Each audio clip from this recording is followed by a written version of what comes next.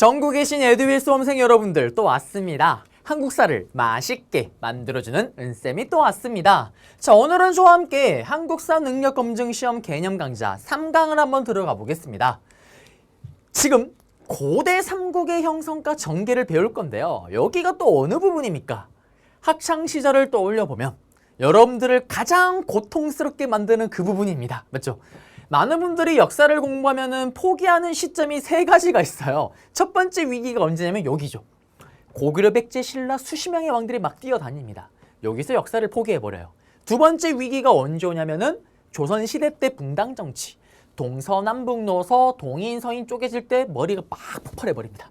그 다음에 마지막이 언제냐면 일제식민지 때, 일제강점기 부분 때 무장 독립투쟁 부분. 그렇지만 여러분들은 럭키, 운이 좋아요. 저를 만났잖아요. 이 위기 일단 극복을 할 겁니다. 그리고 여기는 시험에 잘 나오는 왕들이 있어요. 그래서 그 왕들을 중심으로 잡아 드릴 거고 여러분들은 심하지 않습니까? 그래서 심화에서는 언급이 되는 부분까지 한번 잡아 드릴 겁니다. 자, 그러면 본격적으로 한번 시작을 해볼게요. 자, 우리는 프리퀄이에요. 프리퀄. 고대 국가의 발전 단계부터 일단 먼저 볼게요. 했던 거 복습이에요. 예전에 은동진, 족장, 군장, 하마를 좋아했던 우리는 하마 부족입니다. 맞죠? 그 족장, 군장 국가에서 레벨업 진화를 한 게 뭐였어요? 연맹왕국 체제였죠. 지난 시간에 배울 때는 부여와 고구려가 여기에 해당이 됐었습니다. 맞죠? 그러면 연맹왕국은 어떤 거냐? It's king. 왕은 존재를 하지만 아직까지 왕이 완벽하게 부족장을 컨트롤하지 못하는 거를 우리는 연맹왕국이라고 부릅니다. 그래서 마가우가 저가구가가 있었을 때 얘들이 마음만 먹으면은 부여는 왕을 쫓아내기도 했었잖아요. 그리고 오늘 배우는 국가들 마지막 끝판 단계입니다. 최종형 바로 고대 국가. 고대 국가를 배울 건데요. 이 고대 국가는 또 다른 말로 뭐라고 얘기를 하냐? 중앙 집권 국가라고 얘기를 합니다. 풀었으면 중앙으로 권력이 집중이 되는 거예요. 중앙에는 누가 있습니까?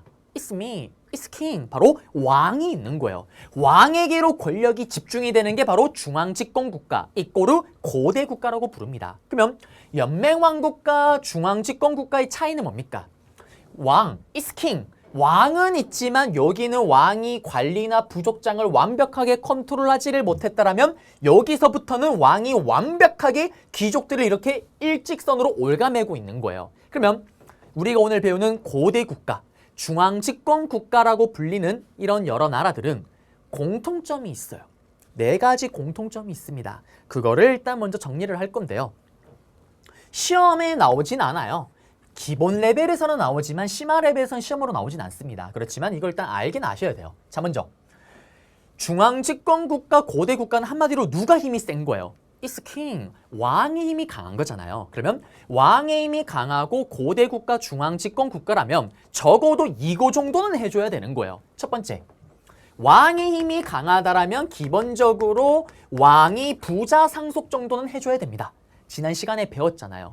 당군왕검, 부왕에서 당군왕검, 준왕으로 넘었을 때. 맞죠? 그러면 이때 부자 상속이 뭐라고 얘기를 했었어요? 기억나세요? 왕이요. 맞죠? 힘이 약하면 다음에 아들한테 왕위를 주게 되면 어떻게 됩니까? 그래요. 신하들에게 아들이 잡아먹혀버리잖아요. 왕과 아들은 나이차가 심해가 나니까. 맞죠? 나이차가 많이 나니까요. 그래서 왕위를 물려줄 때 왕의 힘이 약할 때는 내 친동생, 나이차가 얼마 나지 않습니다. 사촌 동생한테 왕위를 물려준다라고 얘기를 했었어요. 왕이 부자상속, 왕의 힘이 강하다는 걸 보여주는 증거죠. 근데 어떻게? 아버지에서 아들로 왕위를 줬다? 왕의 힘이 좀 강하구나라는 걸 보여주는 증거. 그 다음 두 번째입니다. 두 번째는 왕의 힘이 좀 강하다라면 이거 정도는 해줘야 돼요. 뭐냐면 율령반포 정도는 해줘야 됩니다. 이게 무슨 말이냐? 법 정도는 만들어줘야 되는 거예요. 자, 이 법은 누가 만듭니까? It's king. 왕이 만들어요. 왕이 법을 만들면 이 법 안에는 어떤 내용이 들어갈까요? 왕이 하고 싶은 내용이 들어가겠죠. 그리고 그걸 어겼을 때 벌을 줄 수가 있는 겁니다. 내가 하고 싶은 내용의 법이 들어가고 그걸 어겼을 때 벌을 준다? 왕의 힘이 강하구나. 중앙집권 국가구나 라는 걸 보여주는 증거. 근데 율령반포에는요. 2+1, 1+1처럼 같이 딸려 들어가는 게 있어요. 마트를 가게 되면 손길이 절로 가는 1+1, 2+1 뭐냐? 법 안에 관리들의 등급을 매기는 관등제가 들어가는 거예요. 이게 무슨 말이냐? 신하들의 높고 낮음을 따지는 거예요. 나는 왕, 예를 들면 고구려의 제일 높은 관직이 망리지가 있어요. 너는 대망리지. 너의 권한은 이만큼, 왕의 권한은 이만큼, 너랑 나랑 차이가 이만큼 나지롱. 대들면 죽여버린다. 법안에 이게 들어갑니다. 관등제. 그러면 관리들이 여러 명 있잖아요. 등급을 매겼어요. 이렇게.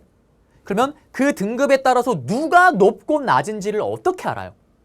학창시절을 떠올려 보면은 이 지나가는 사람이, 학생이 선배인지 같은 학교 사람이면 사람이 워낙 많으니까요. 선배인지 후배인지를 어떻게 알아요? 명찰 색깔 보고 알잖아요. 오, 선배다. 스르륵 닌자처럼 사라집니다. 맞죠? 후배다. 야, 너 뭐하니? 길을 좀 비켜버려. 맞죠? 어깨를 쫙 펴고 다니는. 그러면 이때 관리들 등급을 매겼으면 누가 높고 낮은지 어떻게 옷 색깔로 잡아주는 거 아니에요. 그 옷 색깔을 뭐라고 얘기를 하냐면 공복제라고 얘기를 합니다. 그래서 율령 반포 안에 1+1, 2+1처럼 관등제 공복제도가 들어갔다라는 거. 요 정도는 해줘야지 이스킹 왕의 힘이 좀 강하구나. 그 다음에 중앙집권 국가구나라는 걸 보여주는 겁니다. 세 번째, 이스킹 왕의 힘이 강하다라면 적어도 불교 정도는 공인해줘야 되는 거예요. 자, 선생님은 세상에서 가장 좋아하는 동물이 하마입니다. 우리는 하마 부족이에요. 맞죠? 무슨 일만 터지면 하마만 찾습니다. 옆 동네는 개를 좋아한대요. 개만 찾아요. 옆 동네는 개를 좋아한대요. 고양이를 좋아한대요. 고양이만 찾습니다. 엉망진창이잖아요. 이걸 끌어안을 수 있는 고차원적인 종교가 필요합니다. 그 종교가 뭐냐면 바로 불교가 되는 거예요. 그래서 이 불교 정도를 공인해주고 받아줘야지만 이스킹 왕의 힘이 좀 강하구나, 중앙집권 국가구나라는 걸 보여주는 증거입니다. 그 다음 네 번째, 자, 왕의 힘이 강하다라는 걸 제일 쉽게 보여주는 게 뭘까요? 이런 거는 눈으로 잘 드러나지가 않잖아요. 눈으로 확 드러나는 거, 바로 활발한 영토 확장입니다. 이거보다 확실한 건 없어요. 자, 쉽게 설명하면 이겁니다. 여러분들이 저희의 수업을 듣고 한능검을 준비하고 있잖아요. 근데 여러분들이 시험 쳤을 때 한능검이 역대 최악의 극악의 난이도로 출제가 된 거예요. 그래서 떨어진 불합격자가 엄청나게 많아진 겁니다. 이때 여러분들은 누구를? 저를 만났잖아요. 가뿐하게 합격을 한 거예요. 그때 어떻게? 인스타나 페북에 글을 남기는 거죠. 이상하다.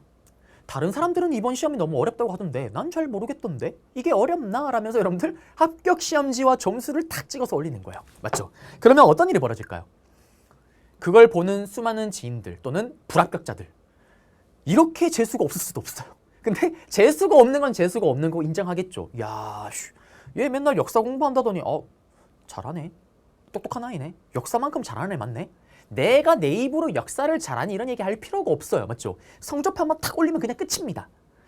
왕이 내 힘 강하다 이런 거 얘기할 필요 없는 게 제일 확실한 거. 활발한 영토 확장. 신하들아 백성들아, 오늘부터 저기 옆 스튜디오가 고구려의 땅이다. 와, 우리 왕 대단하다. 저기 데스크도 우리의 땅이다. 끝이에요. 그래서 이 네 가지 중에 가장 중요한 게 바로 활발한 뭡니까? 영토 확장이 되는 거예요. 그래서 여러분들이 초딩 때 그렇게 강개토대왕 장수왕을 배웠던 거예요.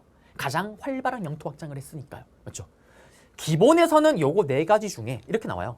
중앙집권국가 고대국가의 특징으로 옳지 않은 것은 했을 때 요거 4개 주고 이상한 거 하나 들어갔을 때 그거 찾으면 정답이 되는 거예요. 근데 심화 레벨에서는 최근 10번의 시험 동안 출제된 적은 없습니다. 그렇지만 요거는 왜 기억을 해야 되냐? 우리가 뒤에 배우는 왕들이 이러한 업적들을 중심으로 돌아가는 거예요. 이거를 많이 하면 많이 할수록 어떻게 뛰어난 왕이라서 시험에 출제가 되는 거죠. 좀 이따 볼 거예요. 자, 그러면 이제 본격적으로 시작을 해보겠습니다. 계속 우리는 프리퀄이에요. 프리퀄. 자, 먼저 고구려부터 가볼게요. 고구려는 고주몽, 맞죠? 고주몽이 만들었어요. 바로 1대 왕 고주몽을 우리는 동명왕, 동명성왕이라고 부릅니다. 그리고 고주몽 아저씨가 어디서 내려왔어요? 기억나세요? 눈을 감아도 백발백중, 뒤로 쏴도 백발백중, 뛰어난 능력을 바탕으로 시기와 질투를 당하면서 어떻게 이런 젠장 빌어먹을 놈, 부여에서 도망쳐서 밑으로 내려와서 고구려를 오픈하죠.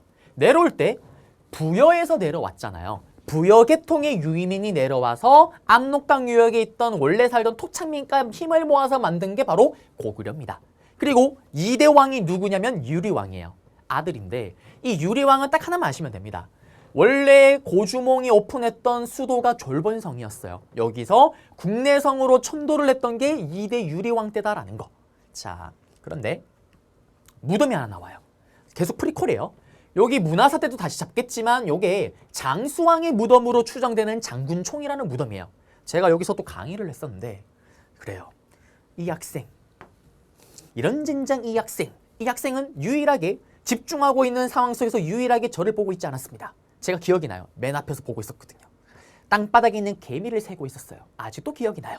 자, 존잘입니다. 이게 벌써 몇 년 전인데요. 물론 여러분들의 시선은 여기로만 가겠지만 여기를 보지 마시고요. 여기 무덤을 좀 주목을 해주세요. 무덤의 형태를요. 자, 그리고 넘어가 보겠습니다. 그리고 또 제가 여기서 여러 번 갔어요. 찍었어요. 폭발적인 강의력입니다. 그렇죠? 그리고 어떻게 오셰득 셰프와 한판 붙었습니다. 제가 이겼어요. 보시면 저는 여기 탑4에 들어가 있죠. 최연석 셰프한테는 졌었습니다. 여기 탑4에 들어가 있습니다. 맞죠? 이겼어요. 맞죠? 그렇지만 뭐 이게 중요한 게 아니고요. 우리는 무덤을 봐야 되는데 무덤 아까 잠깐 기억하시죠? 그리고 다시 백제로 왔습니다. 자, 백제는 누가 나라를 오픈했냐면 고주몽의 아들이었던 온조가 백제를 오픈해요. 자, 여기서 할 얘기가 있어요.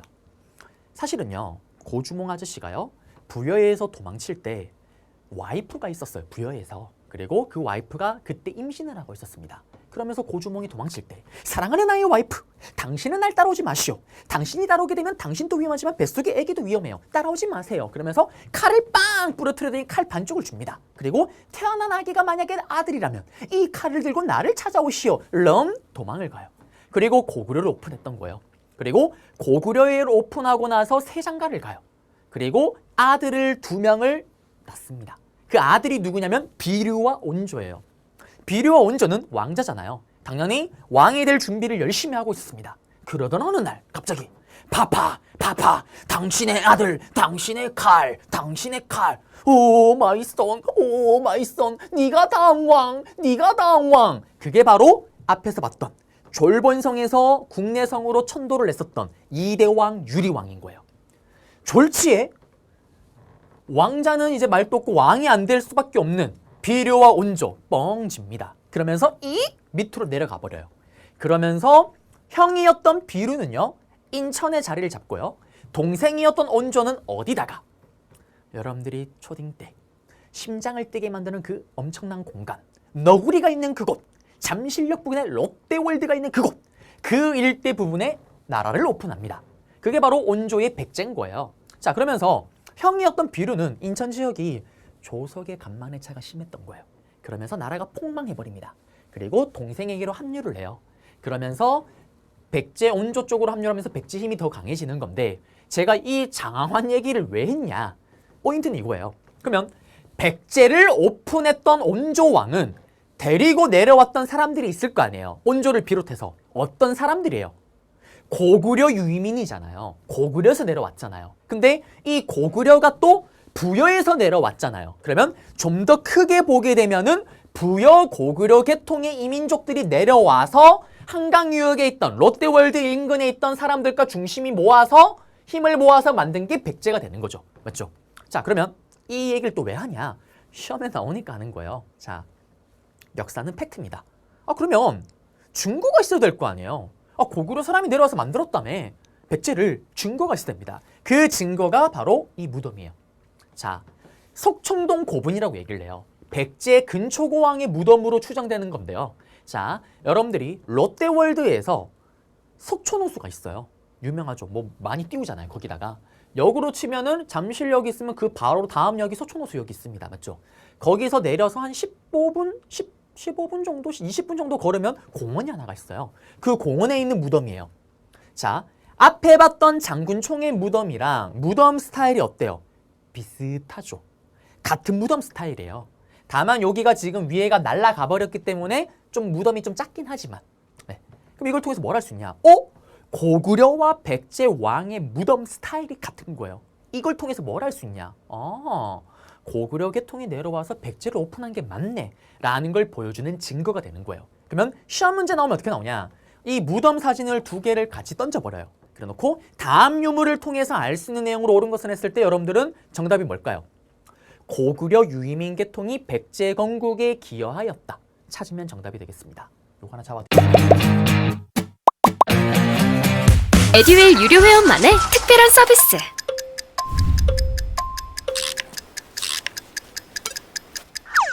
하치하차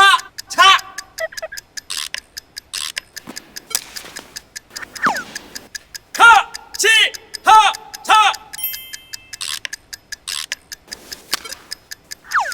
정답! 같이 하자 친구야 에듀윌 유료 회원!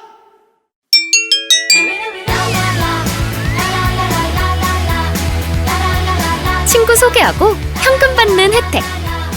오직 에듀윌 유료 회원에게만. 에듀윌.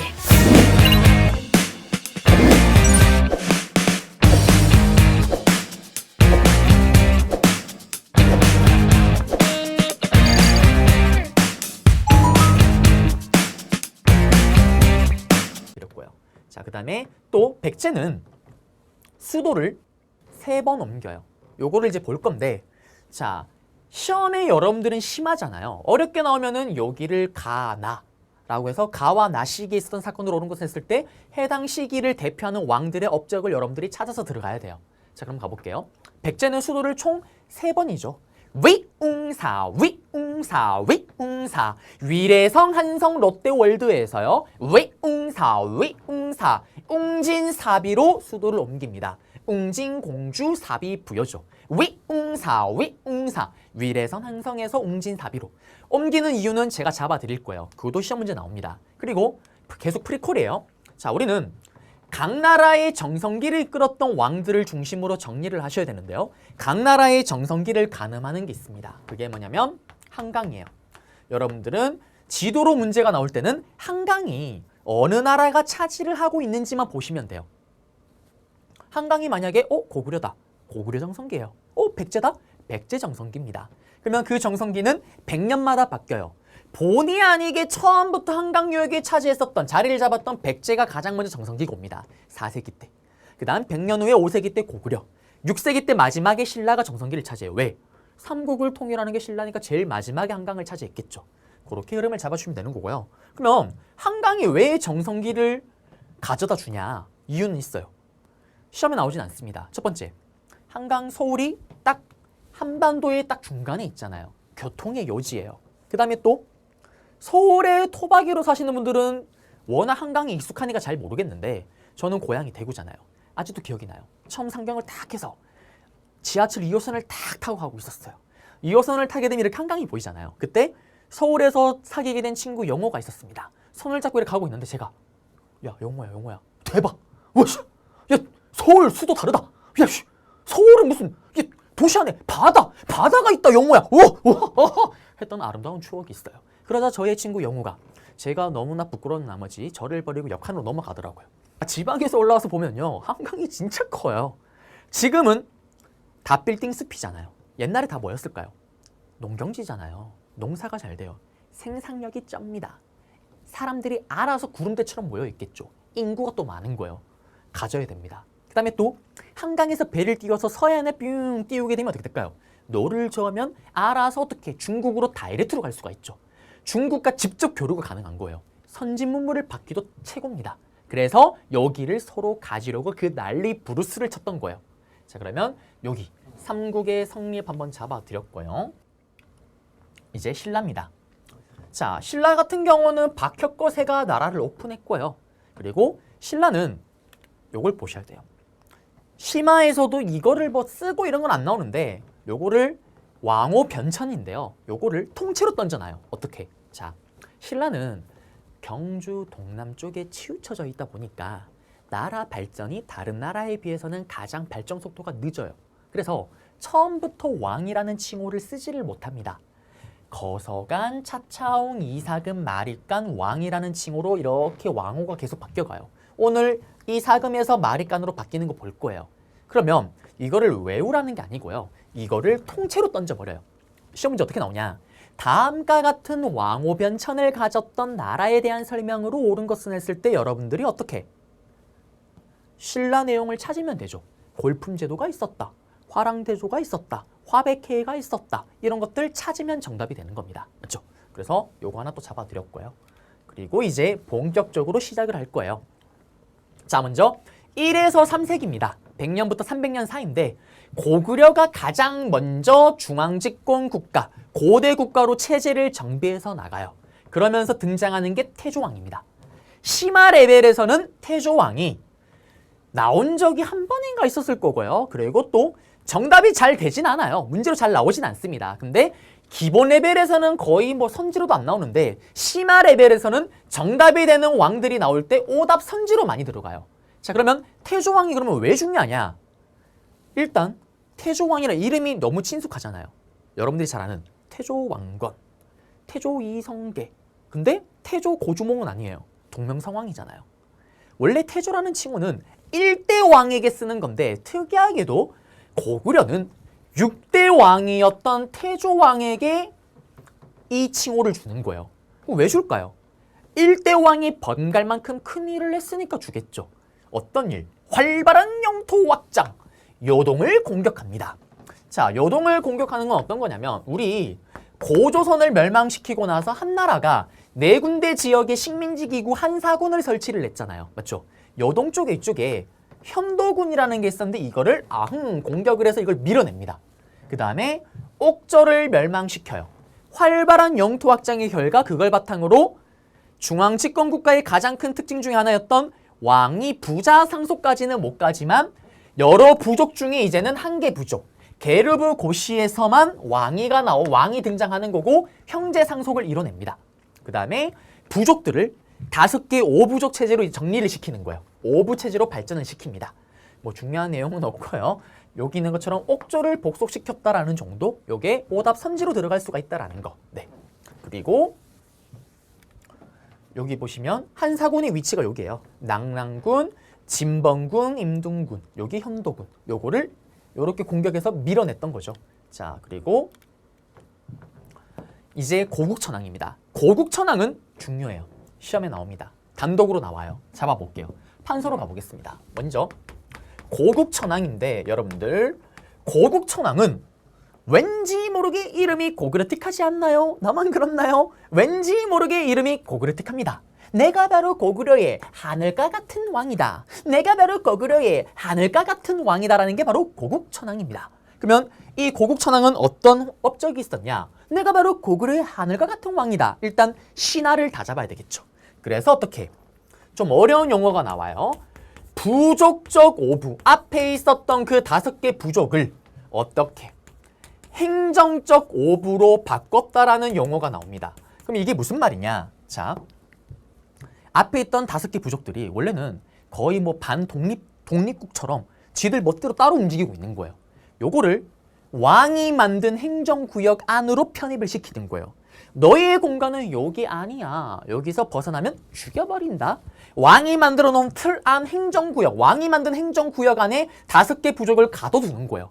왕의 힘이 강해졌다는 걸 보여주는 증거죠. 내가 바로 고구려의 하늘과 같은 왕이다. 일단 이렇게 신하들, 부족장들을 다 잡습니다. 그 다음에 이제 누굴 잡아야 될까요?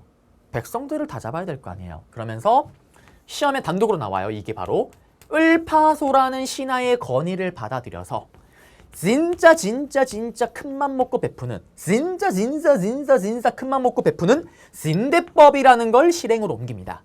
뭘 진짜 크게 베푸냐? 자, 이거예요. 농사를 막 짓다가 농사가 슈퍼 폭망을 해버린 거예요. 그러면 우리 백성들 손가락만 쪽쪽쪽 빨겠죠. 근데 굶어 죽을 순 없잖아요. 어떻게? 인근의 귀족들로부터 쌀을 빌리는 거예요. 근데 그 쌀을 빌리는 순간 어떻게 될까요? 사채이자처럼 갚을 수가 없습니다. 갚을 수가 없으면 어떻게 될까요? 그 귀족들의 노비가 되는 거예요. 자, 여러분들은 이거를 정리를 하셔야 돼요. 합능금이 끝나는 그날까지 노비는 사람이다, 사람이 아니다, 사람이 아닙니다. 동물과도 같아요. 사람이 아니죠. 그래서 노비는 동물처럼 사고 팔고 하잖아요. 맞죠? 그럼 문제는 동물이 딱 되는 순간, 사람이 아니게 되는 순간 어떻게 될까요? 국가의 세금을 낼까요, 안 낼까요? 동물이 무슨 세금을 냅니까? 여러분들 집에 기르는 애완동물이 세금을 내요? 주인님 멍멍 세금 낼게요 멍멍. 뭔 말도 안 되는 소리입니까? 맞죠? 그러면 국가 입장에서는 손해잖아요. 원래 세금을 내던 애들이 이제는 노비가 되면서 세금을 안 내는 거예요. 그러니 어떡해? 농사가 망했니? 내가 바로 고구려의 하늘 같은 왕. 진짜 큰맘 먹고 내가 베풀게. 국가가 쌀을 빌려주는 거예요. 그리고 농사가 망하고 때 쌀을 빌려주고 그 다음에 농사가 잘 되거나 이럴 때 이자를 쳐서 받는 겁니다. 그러면 농민들은 고국천왕 왕으로부터 쌀을, 국가로부터 쌀을 받았잖아요. 쌀을 받는 순간 국가에 대한 충성심이 불타오르겠죠. 그러면서 또 왕권 강화도 이룰 수가 있는 겁니다. 이게 바로 진대법이에요. 시험에는 진대법 설명을 주고요. 다음과 같은 제도가 있었던 나라에 대한 설명으로 옳은 것은 고구려 찾으면 정답이고요. 또는 진대법 아까 을파소 건의로 샬랑샬랑권 고국천왕이 어쩌고 농사가 망할 때 쌀을 빌려주고 다음 제도는 진대법 찾으면 정답. 맞죠? 요걸 바탕으로 고국천왕 때 고구려는 형제 상속에서 계류부 고시 상속에서 이제 드디어 부자 상속을 이뤄냅니다. 요게 고국천왕이에요. 끝났고요. 자, 그러면 다시 PPT로 돌아가서 보시면 여기 있죠. 고국천왕. 그 다음에 뭘 보셔야 되냐면 동천왕을 보셔야 돼요. 동천왕도요. 예전에 이게 심화에서는 오답 선지로 들어가긴 했었어요. 다른 왕들 업적 나올 때. 근데 최근 10회분에서는 아예 빠졌습니다. 여기 뭐냐면 위나라 강국엄의 침입을 받았던 거예요. 동천왕 때. 자, 태조왕이 6대 왕이에요. 고구려에. 그 다음에 고국천왕이 9대 왕입니다. 여기가 11대 왕인데 동천왕 때는 중국이 어떤 상황이냐. 저기 위나라. 혹시 여러분들 그 소설 아시나요? 삼국지. 거기 나오는 나라예요. 여러분들이 좋아하는 유비, 조조, 송곤. 유비가 위나라. 유비가 총나. 그 다음에 송곤이 오나라. 삼국시대잖아요. 그 위나라. 조조가 만든 그 위나라의 장수였던 광국엄. 광국엄이 고구려를 침략한 거예요.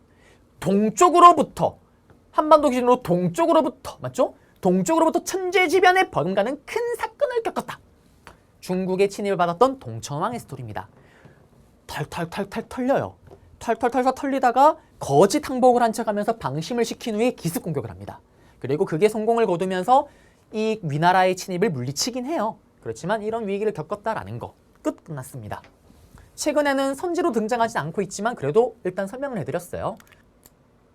자, 이제 백제의 고위왕을 한번 보도록 하겠습니다. 이 백제 고위왕은 백제의 입장에서는 고이 모셔야 되는 왕입니다. 그래서 이렇게 업적을 또 정리를 했는데요. 사실 고위왕을 가지고 시험에 단독으로 문제를 내지는 않습니다. 그렇지만 오답 선지로는 들어갈 수가 있어요. 그래서 여러분들은 심화를 준비하고 있기 때문에 그래도 한 번 정도는 정리하시면 참 좋긴 해요. 자, 한번 보긴 할게요. 자, 우리 앞에서 고구려는 고국천왕 때 왕이 부자 상속을 이뤘습니다.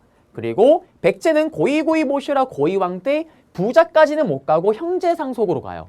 부자 상속을 이뤘던 건 뒤에 배우게 되는 백제 근초고왕 때 스토리입니다. 그리고 왜 고이 모셔야 되냐? 중앙 집권 국가로 가는 기틀을 다졌기 때문에 그래요. 먼저 보시면 율령을 반포합니다. 기억나세요? 율령을 반포하게 되면 1+1으로 관리들의 등급을 매기는 관등제, 관리들의 등급을 매겼으면 옷 색깔을 잡아주는 공복제가 들어갑니다. 16개의 등급을 매기고 거기에 옷 색깔을 잡아주고요. 육자평이라는 높은 관직도 만들었다라는 거. 그리고 또 사만 중에 유일하게 왕이 있었던 마한왕 진왕, 그리고 또 마한 중에 가장 힘이 셌던 이 목직국, 여기를 아흥 공격을 합니다. 그리고 기타 등등으로 또 낙랑군과 대방군을 공격하기도 했던 게 고이왕의 업적이다라는 거. 네. 그리고 이제 바로 가야입니다. 가야가요. 한능검에서는 참 시험으로 잘 나와요. 참 잘 나옵니다. 가야를 또 잡으셔야 돼요. 자, 가야 기억나세요? 가야가 있던 지역이 옛날에 어떤 지역이었어요? 사만 중에. 아, 이런 변태 오타쿠 무슨 변태? 철변태. 철변태가 있던 그곳입니다. 맞죠? 이 변한 지역은 철변태가 있던 철이 너무나도 잘 나는 지역이었잖아요. 12개의 코딱지만한 나라가 있었는데 그 중에 하나가 구야국이에요. 이 구야국이 나머지 11개를 아흥 먹으면서 가야로 바뀝니다. 그러면 가야는요. 이 기록이나 신화를 볼 수가 있는 게 뭐가 있냐면 삼국유사라는 책에 가락국기라는 부분이 있어요. 여기 부분에 가야의 건국신화가 들어가 있습니다. 김해에 금강가야가 있는데요. 이 금강가야는 김수로가 건국했다라고 얘기가 나와요. 시험에 나오면 어떻게 나오냐? 삼국유사 가락국기 밑에 적혀 있고요.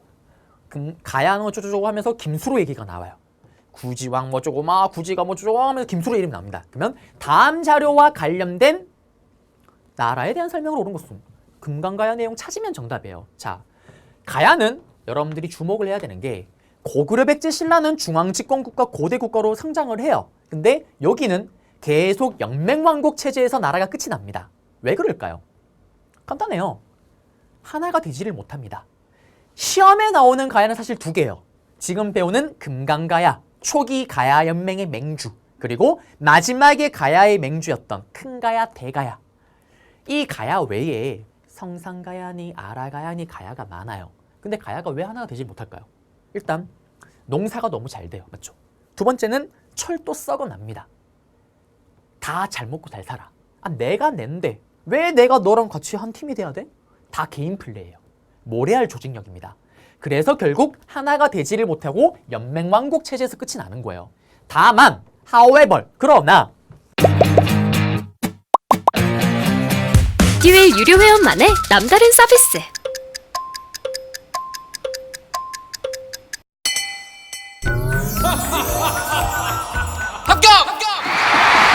합격하고 돈도 받는 혜택.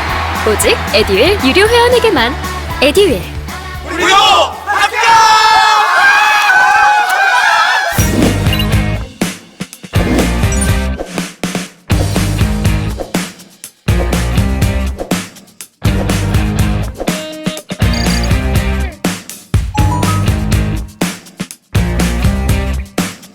누군가는 한 명이 대표를 해서요. 다른 나라와 외교를 체결하고 누군가가 또 한 명이 대표를 해서 무역을 할 때 한꺼번에 세팅을 하면 훨씬 편하긴 하잖아요. 그래서 대표하는 가야의 맹주는 있었어요. 시험에는 그 두 개의 맹주만 아시면 되는 건데 초기 가야의 맹주가 바로 이 금강가야가 되는 겁니다. 후기 가야연맹의 맹주가 큰가야, 대가야가 되는 거고요. 그러면 이 가야의 특징이 뭐냐? 모든 가야의 공통점이에요. 후기 가야연맹의 대가야도 마찬가지입니다. 철이 썩어 나니까 변한 때도 그랬잖아요. 철 원자재였던 덩이새를 마치 돈처럼 화폐처럼 만들었습니다. 그 다음에 철이 썩어 나니까요. 저 낭랑이 어딜까요? 한사군 중에 하나였던 그 낭랑군이에요. 아까 위치 잠깐 봤잖아요. 여기 낭랑군에 일본 가야가 이렇게 낭랑군에 철을 갖다 팔고요. 여기 일본에 이렇게 철을 갖다 파는 겁니다. 그러면서 철을 수출하고 중개무역을 주도하면서 막대한 부를 누렸다라는 거. 그러니 다 그렇게 놀고 있는 거예요. 개인 플레이, 연맹왕국으로 끝이 났다라는 거. 그럼 시험에 나오면 어떻게 나올까요? 덩이새를 만들어 화폐처럼 사용하였다. 찾으면 정답. 낭랑가 외에 철을 수출하였다. 찾으면 정답. 이거는 금강가야, 대가야 둘 다 공통점이기도 합니다. 그래서 초기 가야 연맹 얘기를 좀 해드렸고요. 시험에 나온다라고 얘기를 했습니다. 그리고 여기는 가야의 유물인데요. 요거를 이렇게 제시문에 던져놓기도 해요. 다음과 같은 유물을 제작하였던 나라에 대한 설명을 옳은 것은 가야 찾으면 정답이에요. 여기 보시면 덩이새, 철이 썩어 나니까 원자재, 철을 그냥 화폐처럼 씁니다. 철이 썩어 나니까 온몸에 휘감고 다녀요. 철이 썩어 나니까 심지어는 말에게도 뒤집어 씌웁니다. 뒤집어 쓰고 다니는 거고요. 사람 머리에, 맞죠? 이런 식으로 가야다라는 거. 철의 나라죠, 철의 나라. 그리고 이제 4세기로 가겠습니다. 4세기로 가게 되면은 미천왕이 등장을 해요. 이 미천왕은 아주 미쳐버리는 왕입니다.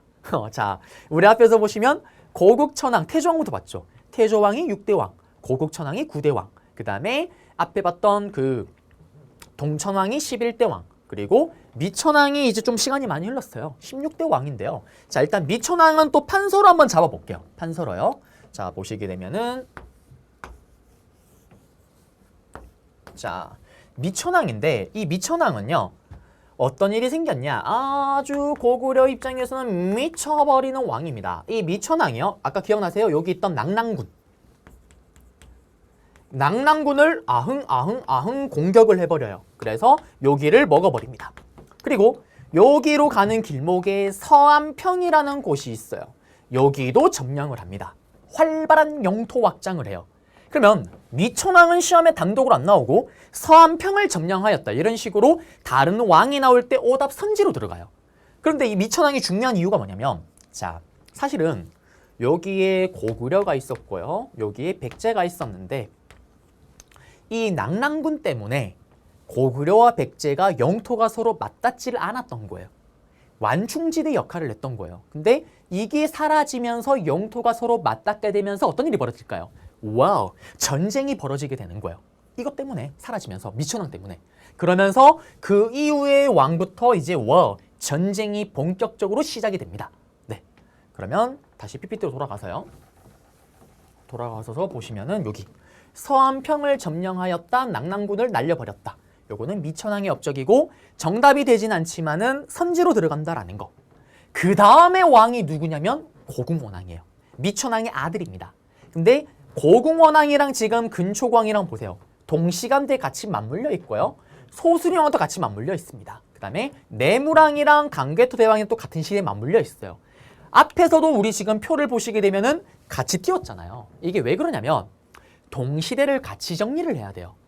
에드윌 교재도 그렇지만은 고구려 따로, 백제 따로, 신라왕 따로 이렇게 정리를 하잖아요. 맞죠? 모든 교재가 다 그럴 수밖에 없긴 해요.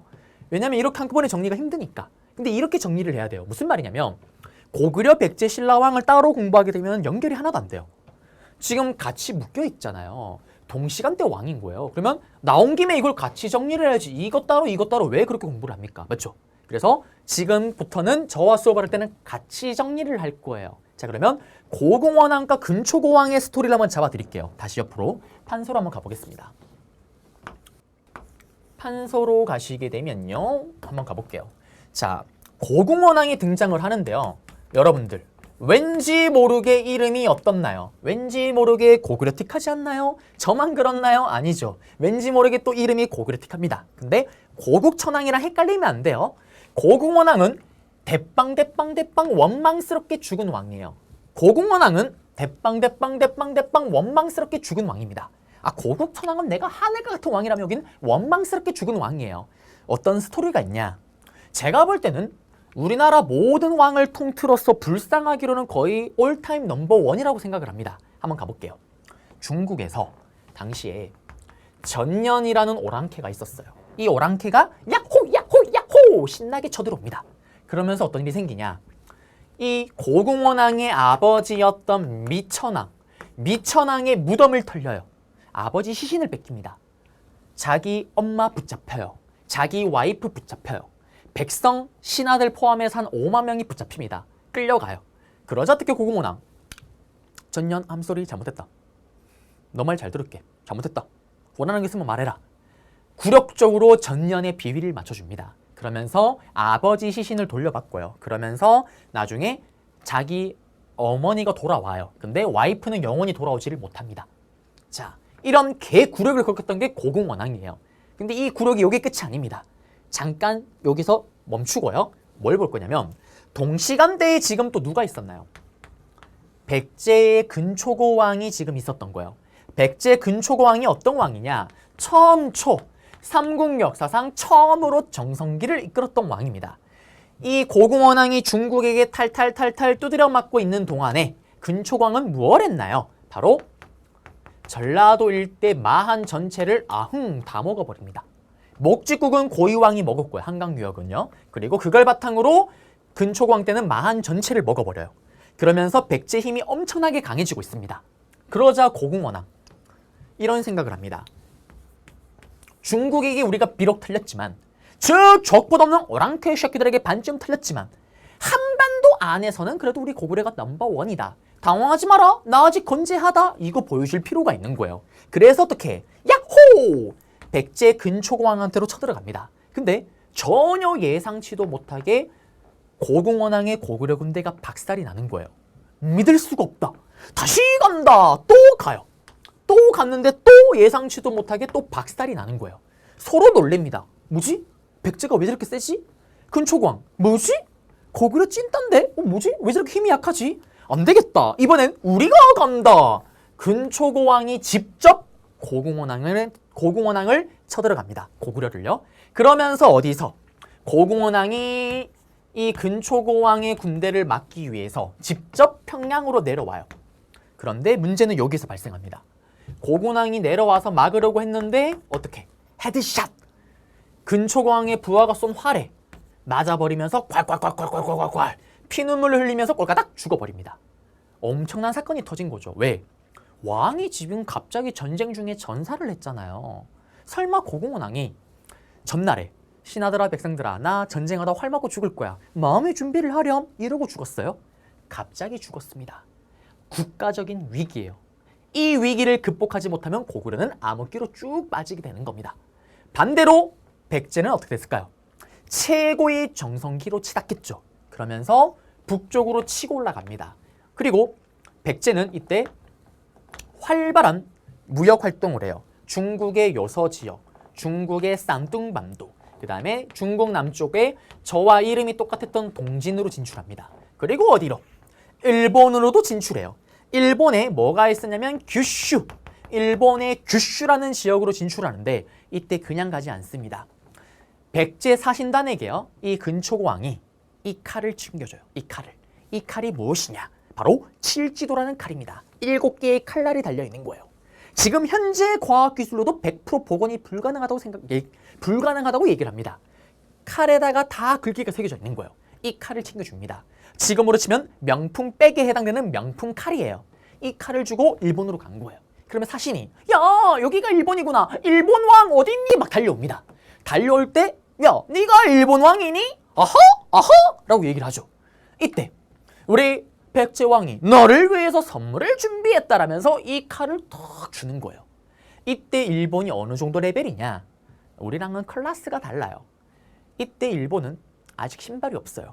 기록을 보면 맨발로 뛰어다닙니다. 그리고 이때 일본은 숟가락 젓가락이 없습니다. 무슨 인도처럼 아주 손으로 막 밥을 먹어요. 클래스가 다릅니다.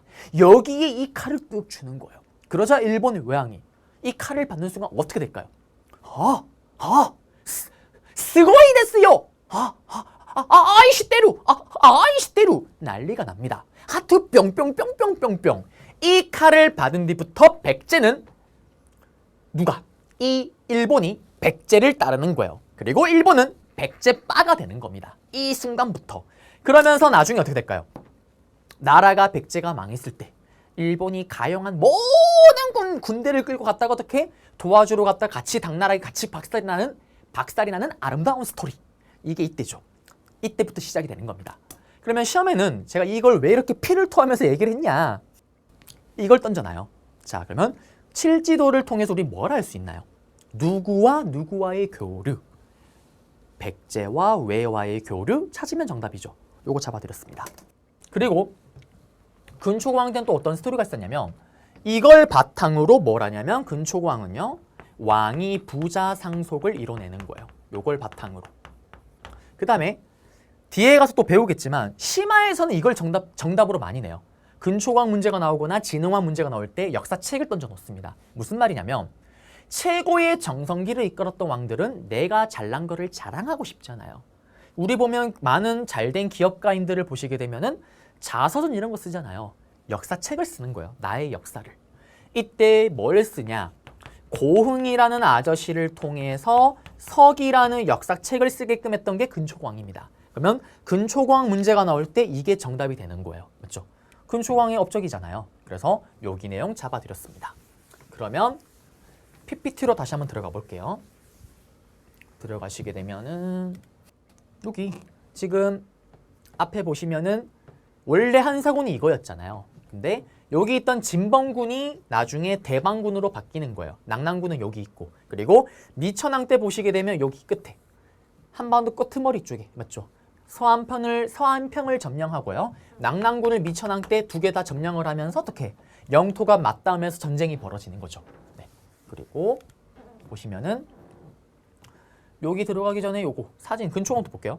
망이 부자 상속, 맞죠? 마한 세력을 통합했고 고공원왕을 전사시켰습니다. 고흥의 서기. 그리고 지도를 보시면 요서지방 쌍둥반도 통진 일본 규슈 백제 중심의 해상 무역권을 장악했고요. 칠지도를 던져놓으면 누구와 누구와의 교류, 백제와 왜와의 교류 찾으면 정답입니다. 또 시험에 나오면 이렇게 나와요. 이 지도를 그냥 통째로 던져버려요. 지도를 보시게 되면 지금 어떻습니까? 한강이 지금 백제한테 있잖아요. 백제 정성기 근초고왕의 업적을 찾으면 돼요. 다음 지도 주고 다음 지도와 같은 정세 때 볼 수 있었던 사건으로 옳은 것은 평양에서 고궁원왕이 전사하였다. 찾으면 정답이 되겠죠. 맞죠? 자, 그래서 요거 하나 잡아드렸고요. 그 다음에 이제 소수림왕입니다. 소수림왕은 시험에 또 단독으로 나와요. 단독으로. 업적이 3가지가 있습니다. 3개의 업적 중에 한 2개 정도 뚱 던져놓고 다음 자료와 관련된 왕의 업적으로 옳은 것을 했을 때 소수리 왕을 또 찾으시면 돼요. 자, 그러면 판소로 한번 가볼게요. 소수리 왕은 어떤 왕이냐? 자, 고궁원왕의 아들이에요. 아버지가 원망스럽게 죽어버렸잖아요. 국가적인 위기입니다. 그러면 이 위기를 극복해야 돼요. 이 위기를 극복할 수 있는 것은 대빵대빵 똘똘했던 소수만이 가능합니다. 소수만이 이 위기를 극복할 수 있어요. 소름 돋았던 소수리 왕입니다. 소름 3당 콤보. 먼저 혼란스러워하는 신하들의 마음을 다잡아야 됩니다. 신하들아, 당황하지 마라. 나라가 망한 게 아니다. 나 아직 건재하다. 우리 고구려 아직 건재하다. 나에게 힘을 조금만 더 실어달라, 신하들아. 그러면서 율령을 반포합니다. 율령을 만들 테니 여기에 맞춰서 우리가 일사불란하게 위기를 극복해보자. 그리고 법이라는 거는 여러 명의 왕이 만들 필요가 있습니까? 똘똘한 왕 누구? 소수만이 만들어서 그대로 가면 되는 거예요. 소름 돋았던 소수리 왕 1당 콤보, 2당 콤보. 신하들의 마음을 다잡았으면 이제 백성들의 마음을 다잡아야 됩니다. 백성들아, 당황하지 마라. 올해 아버지 돌아가셨다고 나라 망한 거 아니다. 나 있다. 당황하지 마라. 그러면서 혼란스러워하는 민들을 보다듬을 수 있는 고차원적인 종교가 필요합니다. 그게 뭘까요? 바로 불교 공인. 불교를 받아들였다라는 거. 그러면 이 불교를 공인하는 거는 여러 명의 왕이 할 필요가 있나요? 똘똘한 왕 한 명이 하면 됩니다. 소수만이 하면 되는 거예요. 소름 돋았던 소수리 왕의 2당 콤보 업적입니다. 그 다음 3번째. 전년에게 털리고 백제 근초고왕에게 박살이 났어요. 수많은 고구려 인재들이 죽었습니다. 그 인재를 기르기 위해서 클태, 인재를 기른다라는 태학이라는 학교를 만들어요. 그러면 이 학교에 입학하는 사람들은 어떤 사람들이냐? 소수리 왕 때 사실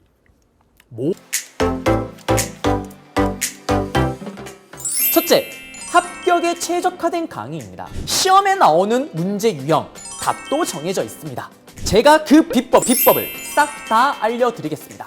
둘째, 복습까지 책임을 지는 강의입니다. 한 번의 강의에서 2번을 정리하면서 여러분들의 완벽한 이해를 돕겠습니다. 셋째, 완벽한 재미를 보장하는 강의입니다. 지루한 강의는 가라. 한국 인간 역사상 이런 강의는 없었다. 바로 소품 한국사! 여러분들에게 완벽한 재미를 선사해드리겠습니다. 모든 지역에다 학교를 만들지를 못하고 수도였던 국내 성에만 학교를 만들었다라고 얘기를 합니다. 맞죠? 그래서 소수만이 입학을 할 수가 있었다. 수도에 있던 소수만이 소름 돋았던 소수리왕 3당 콤보. 시험에 나오면 어떻게 나오냐? 아버지 이름이 나와요. 고궁왕 전년 때 막 피해를 봤다. 샬랑샬랑 꼴랑꽁. 여기 중에 2개 중에 들어가고 나머지 안 들어간 하나를 찾으면 정답이 됩니다. 그래서 고구려는요, 왕이 죽은 초유의 비상사태가 터졌지만 소수리 왕이 빠르게 위기를 극복하면서 다시금 정성기가 올 수 있게끔 세팅을 했던 겁니다. 자, 그러면 여기서 원래 아이템이 하나가 있긴 한데요. 이게 있어요. 이게 제가 중국에서 가져온 겁니다. 보시면 불도 들어와요. 엄청난 중국의 과학 기술입니다. 맞죠? 또 요걸 써주면은 또 고구려가 되는 거예요. 이렇게. 맞죠? 요 달린 게 무슨 배짱이, 맞죠? 무슨 메뚜기 더듬이 같습니다. 맞죠? 그래서 요거는 계속 거슬리니까 요거 잠깐 쓰고, 네, 쓰고요. 다시 호호 PPT로 들어가 보겠습니다. 그러면 여기 보시면은 소수리 왕은 아까 얘기했던 것처럼 요거 3개, 맞죠? 요거 3개의 업적을 잡으셔야 돼요. 그리고 백제는 근초고왕 이후에 한 명 왕을 좀 기억해 주셔야 되는데, 침류왕 때 불교를 받아들였다라는 거, 요거 하나만 기억하시면 돼요. 고구려는 소수리 왕, 침류왕 때 백제는 불교를 공인했다라는 거. 그리고 소수리 왕이 죽었을 때 아들이 없었어요. 동생이 왕이 오릅니다. 고궁양왕. 그리고 나서 어떻게? 강개토 대왕으로 이어지는 거예요.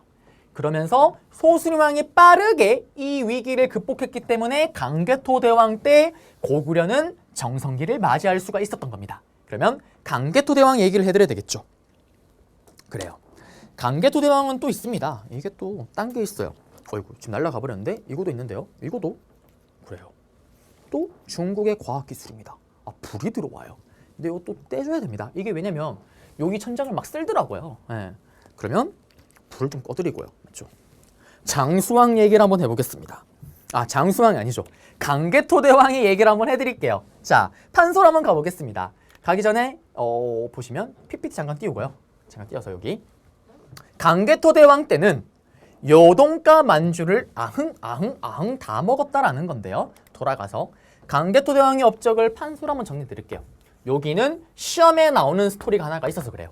자, 또 강개토 대왕이랑 여러분들 그래프를 보시게 되면 동시간대에 있는 게 누구냐면 신라의 내무랑과 동시간대 같이 맞물리고 있어요. 둘의 스토리가 있는 겁니다. 맞죠? 자, 그러면 판서로 와서 강개토 대왕 때 어떤 일이 생겼나요? 시험에 단독으로 나와요. 강개토 대왕은 요동가 만주를 아흥 다 장악을 합니다. 그리고 그걸 바탕으로 이제 뭘 해야 될까요? 우리 할아버지의 복수, 할아버지의 복수. 바로 고궁원왕이 복수하러 가야 될 거 아니에요. 백제로 쳐들어갑니다. 그러면서 백제 수도였던 한강유역을 절반을 뺏어요. 북쪽 지역. 그래서 강개토 대왕 때 한강 이북 지역을 차지를 합니다. 롯데월드 일대를 다 차지한 건 아니에요. 자, 그러자 백제가 어떤 일이 생기냐. 이런 젠장 빌어먹을. 당황하지 마라. 우리가 저 고구려 강개토 대왕에게 수도 집을 절반을 뺏겼지만 한반도 이남 지역에서는 우리 백제가 넘버원이다. 아직 건재하다. 이거를 보여줄 필요가 있는 거예요. 그러면서 백제가 어떻게 하려고 하냐. 바로 신라를 공격하려고 합니다. 그러면서 일본에게 연락을 해요. 야, 일본아, 형이 이 신라를 치러 가려고 하는데 너 같이 안 갈래? 갈게요. 오호! 벌써 배를 띄워버립니다. 그리고 밑에 있던 가야한테도 연락을 해요. 가야야, 내가 신라를 치러 가려고 한다. 일본에게 연락을 했더니 벌써 얘들 배 띄웠어. 너 갈래? 이때 가야는 갈까 말까 고민 중입니다. 그런데 이때 왜구가요. 벌써 신라로 상륙을 해서요. 신라의 수도였던 경주를 삥 둘러싸버립니다. 그러면서 신라가 위기에 빠지는 거예요. 신라는 얼마나 힘이 약한지 보여주는 거죠. 왜구와 1대1로 맞짱을 떠도 완벽하게 진압이 안 되는 상황인 거예요. 이때 신라의 왕이 누구였냐? 바로 내무랑입니다. 이때 신라의 왕이 내무랑이에요. 그러면 이 내무랑은 지금 혼자 힘으로 이 왜구를 지금 감당을 합니까? 못합니까? 못하고 있잖아요. 그리고 또 자칫 잘못하면 백제와 가야가 언제 올지도 이런 모르는 상황입니다. 그러자 이 내무랑은 이 위기를 극복하기 위해서 어떻게 하냐? 뇌물을 뿌잉뿌잉, 뇌물을 뿌잉뿌잉, 뇌물을 갖다 바칩니다. 누구에게? 북쪽에 있는 바로 고구려의 강개토 대왕에게 뇌물을 뿌잉뿌잉, 뇌물을 뿌잉뿌잉 갖다 바치는 거예요. 그러면서 형, 한 번만 도와줘요, 형. 한 번만 도와주면 평생 당신은 아버지, 난 당신의 평생 노비로 살겠어요. 한 번만 도와줘요, 강개토 대왕님. 이라고 부탁을 합니다. 그러자 강개토 대왕이 계산기를 두드리죠. 잘됐다. 여동만주도 휩쓸었고 한강 이북도 차지했는데 이제 한반도 이남 지역에서도 우리 고구려의 힘을 보여줄 필요가 있겠구나. 그러면서 북쪽을 휩쓸었던 최정예 귀병 보병 5만을 끌고 내려옵니다. 내려와요. 그러면서 어떻게? 왜구를 탈탈탈탈 털어버리겠죠. 그리고 강개토 대왕이 이때 명령을 내려요. 어떤 명령? 야, 분명히 왜구는 배를 타고 왔다. 그러면 배를 타고 도망갈 거다. 못 가게 해안가를 막아버려. 해안가를 막아버립니다. 그러자 왜구가 도망을 못 가니까 어디로? 밑에 있는 가야로 도망을 가는 거예요. 그러면서 이때 강개토 형이 또 명령을 내려요. 아니, 야, 왜구가 보이지 않는다. 어디로 갔니? 도망갈 수가 없는데. 준아, 가야로 갔답니다. 이때 딱 한마디를 하죠. 그래? 가야로 갔어? 가야도 박살 내버려. 졸지에 갈까 말까 멍 때리고 있던 가야가 빠박빠박빠박빠박빠박 같이 박살이 나는 거예요. 왜구와 원풀원처럼. 그러면서 이때 해안가 유역에 있던 가야가 누구냐? 여기 시험에 나오는 거예요. 바로 초기의 가야의 맹주, 가락국기의 김수로가 오픈했다라는 그 금강가야. 금강가야가 풍비박산이 나는 거예요. 근데 나라가 멸망한 건 아니에요. 멸망하기 직전까지 거의 간판만 걸려있는 수준으로 박살이 나버립니다. 그러면서 어떤 일이 생기냐? 초기 가야의 맹주였던 금강가야가 고구려 강개토 대왕의 왜구 격퇴 과정 속에서 박살이 나잖아요. 그러면서 가야의 맹주가 바뀌는 거예요. 어디로? 바로 시험에 나오는 또 가야, 큰 가야. 마지막까지 큰 가야였던 대가야로 가야의 맹주가 바뀌게 됐던 사건이 바로 강개토 대왕의 왜구 격퇴입니다. 그러면서 이 대가야가 가야의 맹주가 됐던 시점을 우리는 후기 가야연맹이라고 얘기를 하는 거예요. 그러면 시험에는 가야를 단독으로 나올 때 금강가야 문제가 나올 때 강개토대왕의 왜구 격퇴 과정 속에서 쇠퇴하였다. 정답이죠. 대가야가 나왔는데 그 내용이 들어가면 이거는 오답입니다. 금강가야 내용이니까요. 맞죠? 또는 반대로 나올 수는 있겠죠. 강개토대왕의 왜구 격퇴 과정 속에서 뭐 맹주의 주인이 되었다. 그럼 이게 정답이 될 수 있긴 하지만 그렇게는 안 나옵니다. 맞죠? 자, 어쨌든 잡아드렸고요. 그 다음 내무랑의 또 스토리가 있어요. 내무랑이 이때 강개토대왕에게 도움을 받는 김에 또 활용을 해요. 뭘 활용을 하냐? 형님, 아버지, 그거 아세요? 뭐? 저희 나라는요, 형님, 박석김이요. 돌아가면서 왕을 해요. 왜? 강개토대왕 때는 이미 고구려는 이미 고국천왕 때 왕이 부자상속입니다. 뭐? 박석김이 돌아가면서 해? 네, 형. 찐따 같죠? 이런 찐따 같은. 맞죠, 형? 근데 형 그거 아세요? 제가 사실은 김씨예요, 김씨. 형, 그러니까 저희 쪽 집안에서 계속 왕위에 나오는 게 형도 편하잖아요. 알아서 형 잘 모시잖아요. 그렇지. 형, 우리가 계속 왕하는 게 좋지 않을까요? 그래, 그렇게 해라. 그러면서 어떻게? 내무랑 때 바로 김씨 세습이 이뤄집니다. 김씨만이 왕이 될 수가 있는 거예요. 그럼 도대체 박석김은 어떻게 왕위에 떠올랐냐? 대박이에요. 형 그거 아세요? 우리 어떻게 왕이 되는지? 뭐 어떻게 해야 되는데?